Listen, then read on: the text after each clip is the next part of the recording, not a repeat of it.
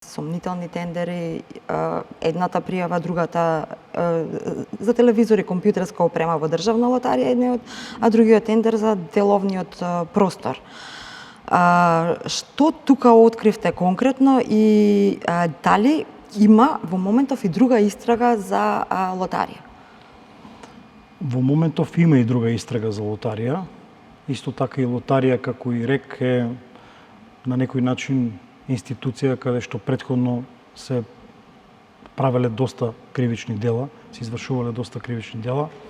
Во претходниве предмети веќе се поднесени кривични пријави и за деловниот простор и за ВЛТ апаратите, и најчесто и таму имаме изигрување на јавната набавка, имаме изигрување на јавниот повик, фаворизирање, па дури и во дел на реализација имаме во делот на деловниот простор имаме исплата од страна на лотарија за деловен простор кој што не бил функционален, кој што не бил опремен и кој што на некој начин, не ме фаќате за збор, околу година и пол лотарија плаќала кирија за објект кој што не е во функција.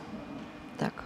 И тука беше еден од круцијалните моменти во тој предмет.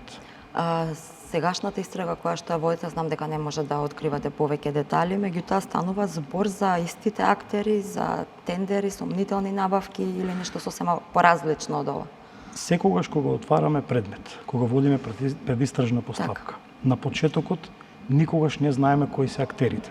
Затоа што прибираме документација, анализираме, го расветлуваме кривично правниот настан и на крајот, кога ќе ги имаме сите докази, кога ќе сублимираме, кога ќе анализираме, ќе видиме кои се одговорните лица по остов на тој предмет. Така да на почеток не можем да ви кажам, секогаш кога разговараме вака со новинарите, знам дека во интерес на јавноста е за кого се води постапка, но секогаш можеби на крајот на постапката едно парче хартија да ни ја демантира цела теорија на случај.